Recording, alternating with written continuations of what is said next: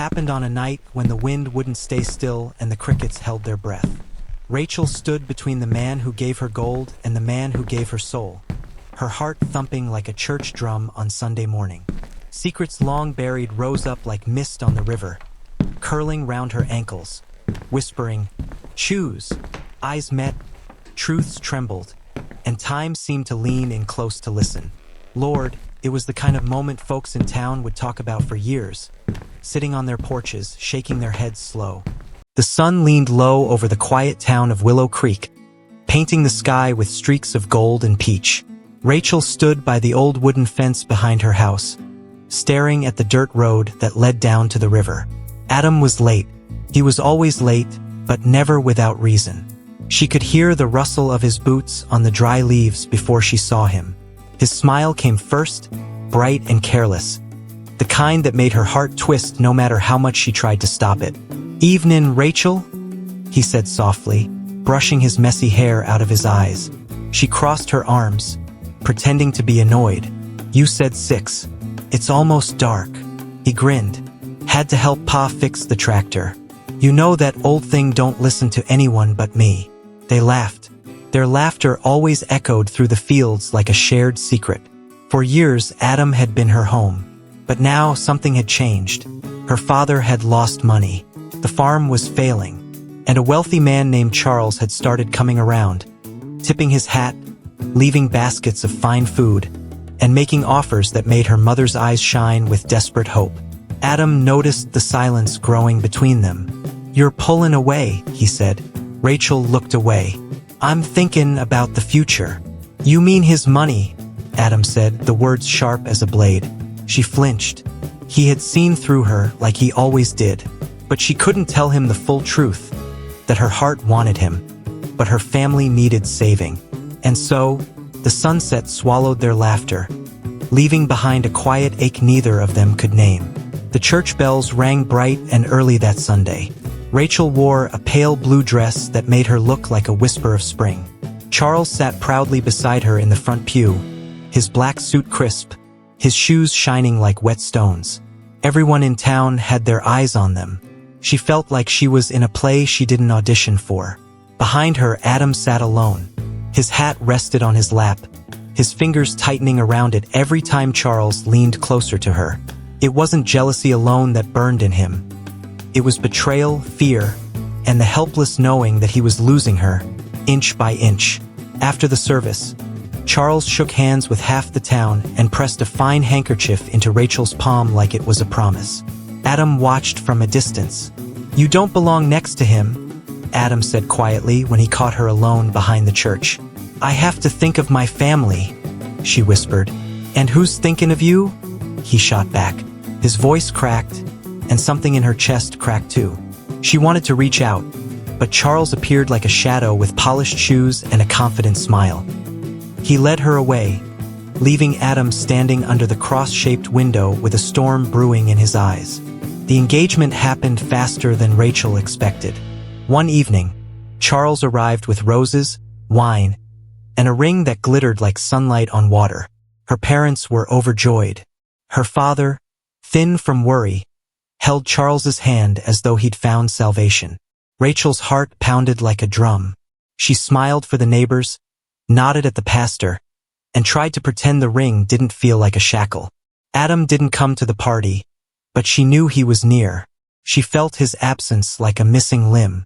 Later that night, she slipped away to the river where they used to meet. And there he was, leaning against the old oak tree, waiting like he always did. "So it's true," he said, his voice low. "You're gonna marry him." Tears welled in her eyes. "I didn't have a choice." Adam stepped closer, his hands trembling. "Rachel, you always have a choice." The moonlight bathed them in silver as she cried against his chest, whispering, "I still love you." But love alone couldn't keep her family fed. When the night ended, she walked away from the river, leaving Adam with the sound of crickets and the hollow space where hope used to be. The wedding day came with golden sunlight and whispers of rain in the wind. Rachel wore a white lace dress that fluttered like wings. The whole town gathered under the tall oak trees, their faces bright with curiosity and envy. Charles stood tall at the altar, smiling like a man who believed he had won. But deep inside her chest, Rachel's heart whispered a different story. As the preacher spoke, her eyes scanned the crowd. She found Adam standing far at the back, his hat low, his face unreadable. When the vows began, her hands shook. Charles squeezed them firmly, as if to remind her where she belonged now. She forced the words out, each one tasting like ash. "I do." Adam turned and walked away before the cheers could rise. Rachel became Mrs. Charles Bennett that afternoon, and the town celebrated with roasted meat, sweet pies, and music that made the night air hum. But as the lanterns flickered and the laughter filled the air, Rachel's smile stayed painted on. Inside, she was unraveling slowly, thread by thread. Charles's house was big, quiet, and cold. The walls smelled of polish and old money. Rachel moved through the rooms like a stranger, her footsteps echoing on the polished floors. Charles was kind in public, charming even. But behind closed doors he was distant, always busy with business meetings, always gone before dawn. Rachel tried to play the part. She wore fine dresses, hosted guests, learned how to laugh on cue. But when night came, she lay awake, staring at the ceiling, thinking of Adam. One evening, while Charles was away on a trip, Rachel walked back to the river. She sat beneath the old oak tree and listened to the crickets. A familiar voice came from the shadows. "You look like a bird in a golden cage," Adam said softly. She turned to see him, older somehow, sadness carved into his face. "I made my choice," she whispered. "No," he said. "You made theirs." The wind rustled the leaves. Her hands reached for his, but she pulled back before touching. It was dangerous what lingered between them, yet neither of them moved away. The river knew their secrets, and that night, it kept them. The nights grew longer, and Rachel's heart grew heavier. She played the role of a rich man's wife, but her soul stayed by the river with Adam. Charles showered her with jewels and dresses, but his eyes were always on the next deal, the next business trip, the next way to make his name shine brighter in town. Rachel began to wander. She'd visit the marketplace alone, linger by the dusty road where she once waited for Adam's laughter. One afternoon, she saw him fixing a wagon wheel outside the blacksmith's shop. His hands were strong, his shirt damp with sweat, his smile the same, simple and honest. Their eyes met. For a heartbeat, time stopped. Then he looked away, pretending she was just another passerby. That hurt more than any insult could. That night, Rachel couldn't sleep. She stared at Charles's empty side of the bed. He was in another town as usual. So she slipped out into the night, wrapped in a shawl, heart pounding. She found Adam by the river again, sitting on a log, whittling a piece of wood. "You're gonna ruin yourself comin' here like this," he said without looking up. "Maybe I'm already ruined," she whispered. Their eyes met, and everything unsaid filled the space between them. Neither kissed, neither confessed again, but their silence said what words dared not. Gossip started to stir like wind before a storm. In a small town like Willow Creek, nothing stayed hidden for long. The butcher's wife saw Rachel walking near the river one night. The pastor's son claimed he spotted her talking to Adam outside the blacksmith's. Whispers grew into stories, and stories grew into suspicion. Charles returned from his trip with business on his mind, but he wasn't deaf to the murmurs. At a dinner party one evening, a guest leaned close and said with a sly smile, "You best keep an eye on that pretty wife of yours. River's a temptin' place." Charles laughed it off, but his jaw tightened. That night, he asked Rachel straight, "Are you seein' someone?" Her heart froze. She forced a smile. "I take walks. Is that a crime now?" He studied her face, trying to read what lay beneath. Then he simply said, "I don't like secrets in my house." The words hung in the air like a warning. Rachel went to bed that night with her chest tight. The walls of the house were starting to close in. Outside, thunder rolled in the distance, like trouble drawing near. The next day, Charles decided to invite Adam to the house. He did it under the guise of needing help with repairing the stables. Rachel nearly dropped the teapot when she heard, When Adam arrived, his boots crunching on the gravel, Charles greeted him with a smile that didn't reach his eyes. "I hear you're good with your hands," he said. Adam nodded. "I fix what's broke." Rachel watched them from the porch, her hands trembling behind the curtain. It felt like watching two rivers flow toward each other, bound to crash somewhere downstream. Throughout the day, Charles asked questions. Where did Adam live? Who did he spend time with? Did he ever walk by the river?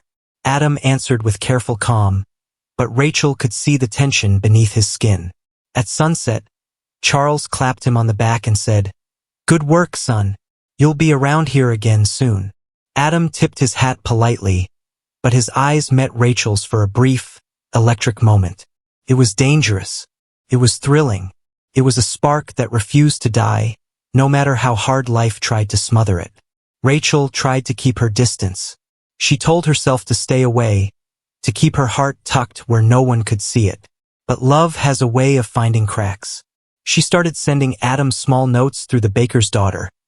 Little folded papers that said things like, "Meet me by the river at midnight," or, "Do you still think of me?" He never replied in writing, but he always showed up.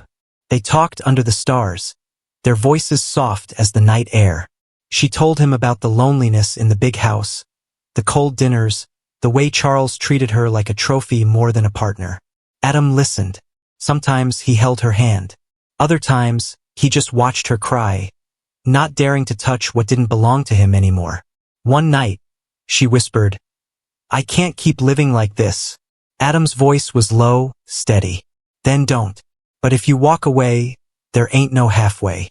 You either stay with him or you come to me, heart and all." She didn't answer. The wind rustled the trees, as if nature itself was holding its breath. Then came the storm, a real one. The sky turned black, winds howled through the trees, and rain slammed down like the heavens were splitting. That night, Charles came home early from his trip. Rachel, soaked and shivering, had just returned from the river. Her shawl dripped on the floor. "Where were you?" Charles asked, voice sharp as lightning. "I needed air," she stammered. "In the middle of a storm?" He stepped closer, eyes narrowed. "Rachel, don't play me for a fool."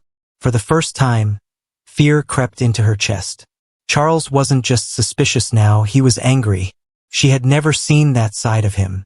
"Are you seeing that blacksmith's boy?" he barked. She stayed silent.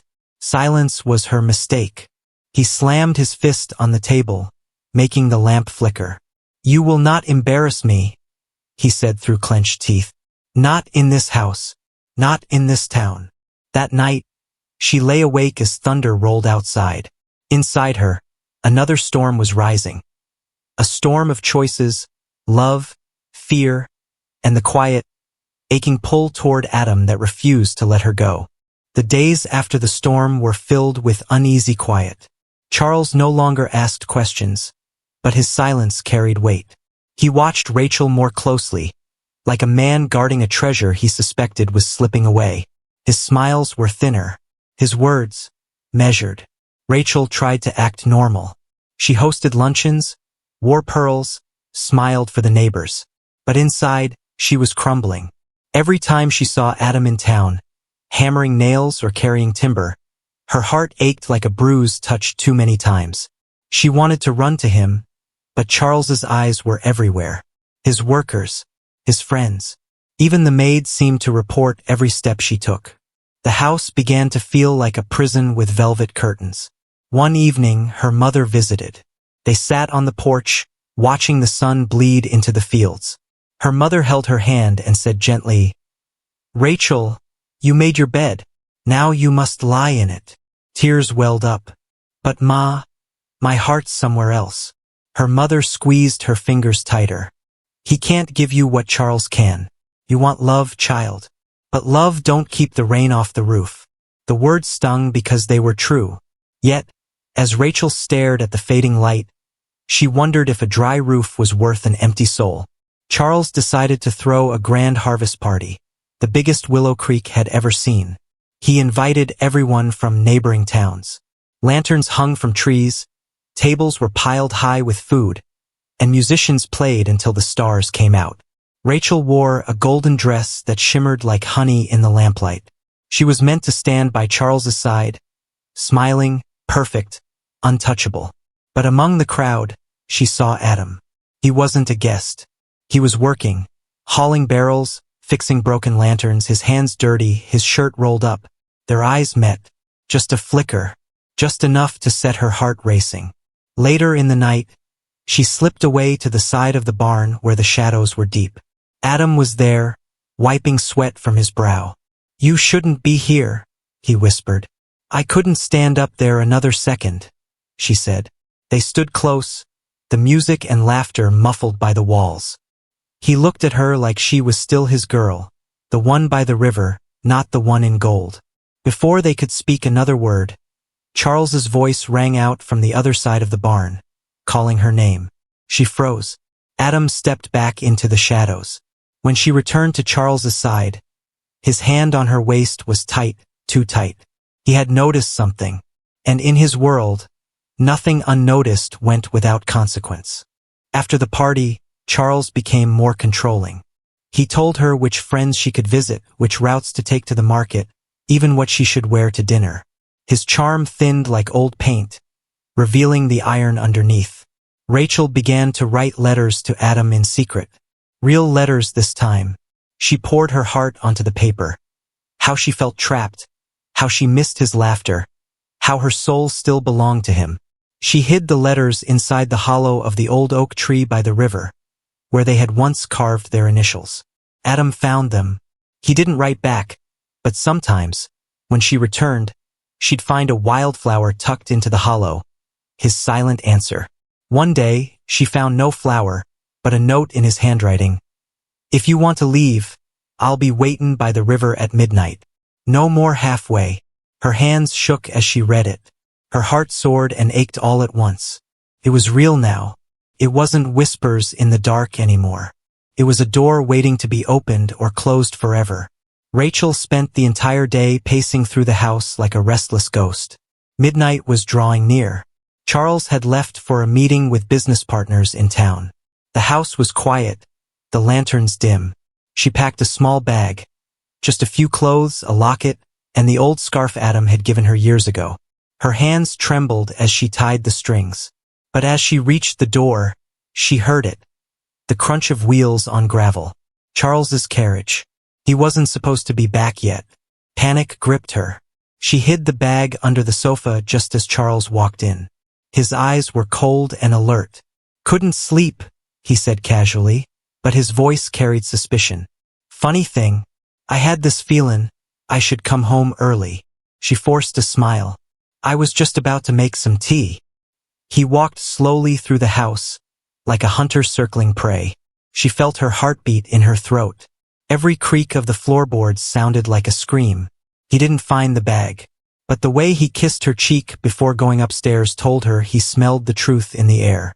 Midnight was coming fast, but the walls of the house felt alive, listening. Rachel slipped out of the house through the back door, her heart pounding like a runaway drum. The moon was high, silvering the fields. The path to the river was one she knew by heart.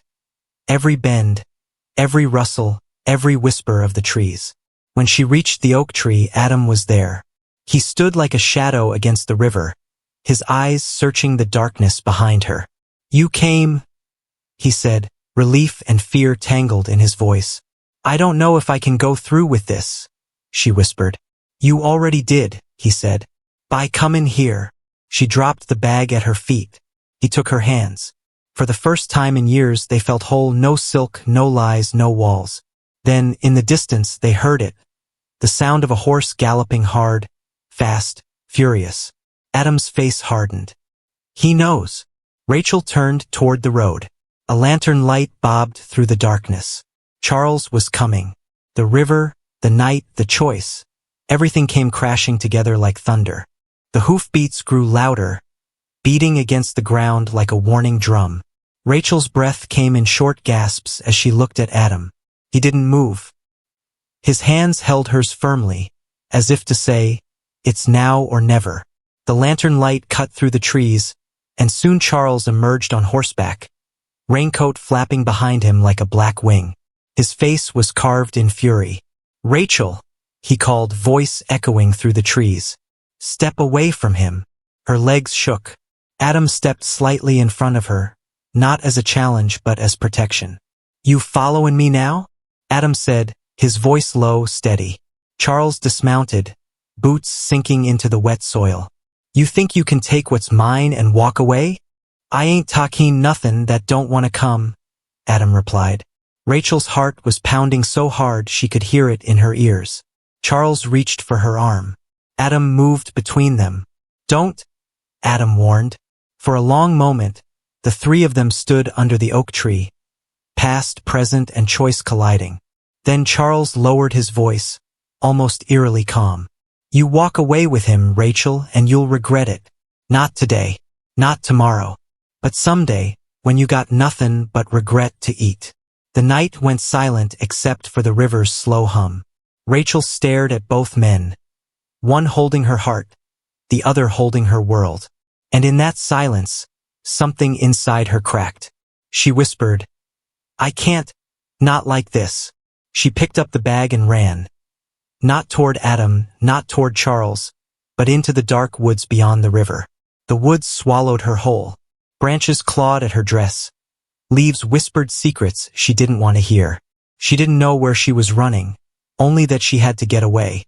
Behind her, she heard both men calling her name. First Charles's voice, sharp, commanding. Then Adam's, softer, desperate. She stumbled through the mud, heart racing, until she reached an abandoned barn at the edge of the fields. It was quiet, except for the rain dripping through the roof. She hid inside, clutching her shawl like a lifeline. For the first time, the decision wasn't between Adam and Charles. It was between herself and fear. She had lived her whole life choosing for others, her family, the town, her reputation.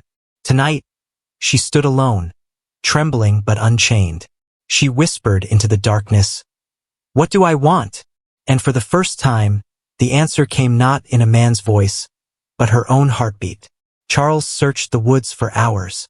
His anger had burned away into something colder, wounded pride. He was a man who always controlled the story, and now it was slipping through his fingers. Adam searched too, but differently. He called her name with worry, not ownership. He checked the riverbank, the paths they once walked together. By dawn, Charles returned home furious and humiliated. He told the servants to lock the gates. "She'll come back," he said through clenched teeth. "She always comes back." But Adam didn't give up. He knew Rachel better than Charles ever could. He went to the old places, the tree, the field, the barn near Miller's Hill. And that's where he found her, curled up on a pile of hay, eyes red but determined. "Rachel," he whispered, kneeling beside her. She looked at him with a tired smile. "I can't live in his cage. But I can't live hiding behind you either." He nodded slowly. "Then let's figure it out together. But on your terms." For the first time, the story didn't feel like it belonged to anyone else. It belonged to her. When Charles discovered she was at the barn, he didn't storm in with rage. He arrived quiet, like a man who'd been planning his next move. Adam was outside fixing the door when Charles's carriage rolled up. "Morning," Charles said with a smile that didn't reach his eyes. Adam straightened.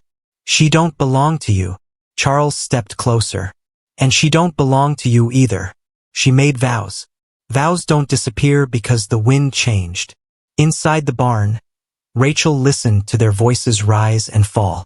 For months, she had let these two men shape her future like they were carving wood. But something shifted in her chest. She stepped outside before things could explode. "Enough," she said firmly.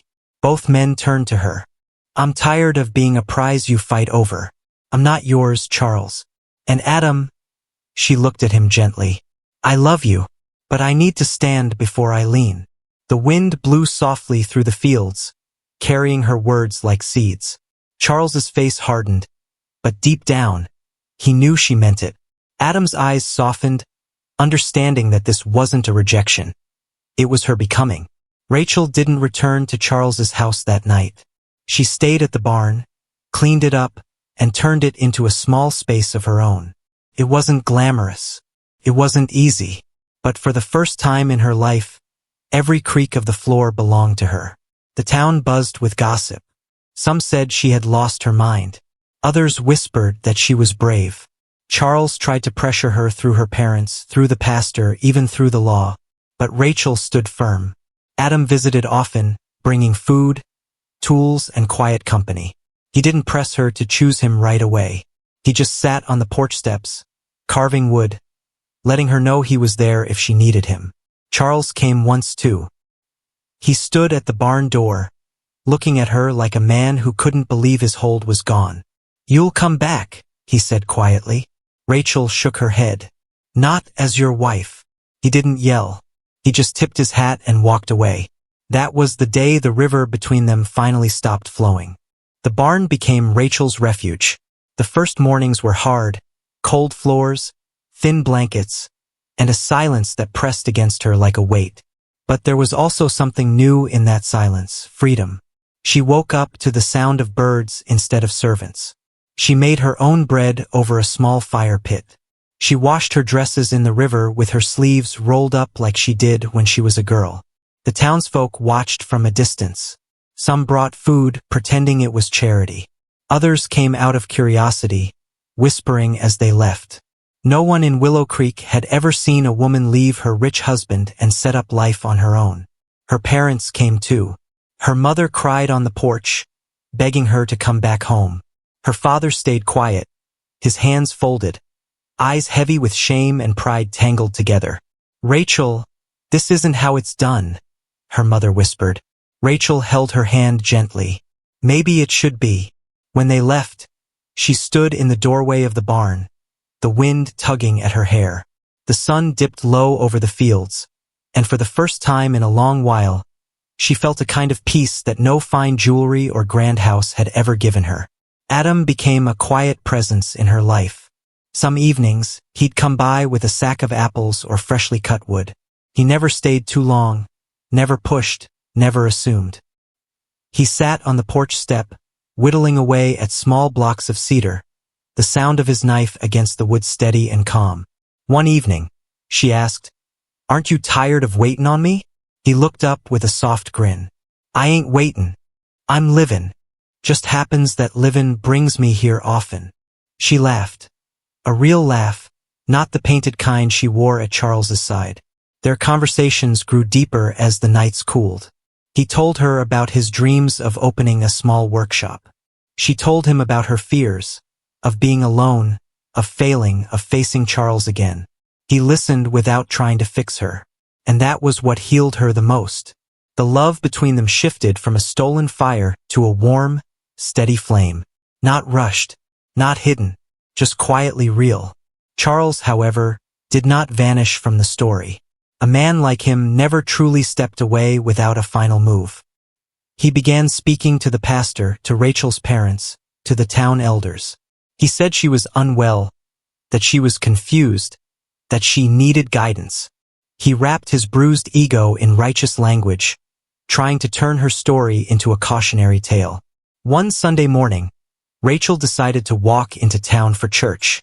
Whispers followed her down the aisle. People turned their heads. Some looked with pity, others with judgment. Charles sat in the front pew, stiff as a tree trunk. When the pastor called for testimonies, Rachel stood. Her voice shook at first but grew stronger with every word. "I made choices that broke hearts, including my own," she said. "But for the first time, I'm learning to stand on my own 2 feet. If that makes me lost, then maybe lost ain't so bad if it's honest." The church went quiet. Even Charles didn't speak. Outside afterward, some people avoided her. But others, women mostly, squeezed her hand and whispered, "You're braver than I ever was." The story was no longer just about love. It was about a woman rewriting the rules under the wide southern sky. Weeks passed. The barn began to transform. Adam helped her fix the roof, and neighbors brought spare furniture. She hung dried flowers from the beams, painted the door a soft cream color, and turned the small loft into a sleeping space. One evening, as they finished repairing the porch steps, Rachel sat beside Adam and watched the fireflies flicker in the dark. "I used to think life was something that happened to me," she said softly. Now I'm learnin' it's something I can shape with my own hands. Adam smiled. You always had strong hands, just needed space to use them. She leaned against him, not as a damsel rescued, but as a woman choosing. Their fingers intertwined, rough edges and all. It wasn't perfect. There were nights she still cried, days she doubted herself. But under the stars, with the smell of the fields all around, she felt a sense of belonging that money could never buy. Charles made one last attempt to pull her back. He came to the barn near sunset, wearing his best suit, the one he used to close business deals. He stood at the gate, hat in hand, looking tired but still proud. Rachel, he called softly. She stepped out, wiping flour from her hands. Charles, I didn't come to fight, he said. I came to understand. They sat on the porch, the cicadas buzzing in the background. For the first time, his voice didn't sound like a hammer. It sounded human. I thought giving you everything money could buy would make you happy, he said. I didn't know how to give you anything else. Rachel looked at him, sadness and forgiveness mixed in her eyes. And I thought, Maureen, you would fix everything broken in my family. We were both wrong. He nodded slowly. Then I guess this is goodbye. Yes, she whispered. A kind one. Charles stood, tipped his hat, and walked away down the dusty road. She watched him until he disappeared into the twilight, feeling not regret, but release. The evening wind carried the scent of damp earth and wild jasmine when Rachel made her choice. She sat on the wooden porch of her father's small house, twisting the corner of her apron as the church bells rang faintly in the distance.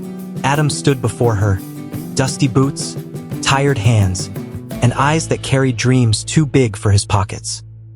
He spoke softly, almost like he was afraid the night would steal his words. Rach, come with me. We'll build something from nothing. I may not have gold, but I've got hands that'll work, till they bleed for you. Her heart trembled because she loved him. Lord, she loved him like summer rain loves thirsty ground. But love didn't pay the doctor when Mama took sick. Love didn't fix the leaking roof or put shoes on little Joe's feet. And when Mr. Blake, the rich widower with silver hair and heavy pockets, came calling, her daddy's eyes gleamed like lanterns catching fireflies. So that night, as the stars blinked like watchful eyes, Rachel whispered, I can't, Adam. He stepped back like her words had cut him. You can't or you won't? She didn't answer. The silence between them became a wide, deep river neither could cross. He turned and walked into the darkness, and she watched his back until it disappeared like a shadow swallowed by night.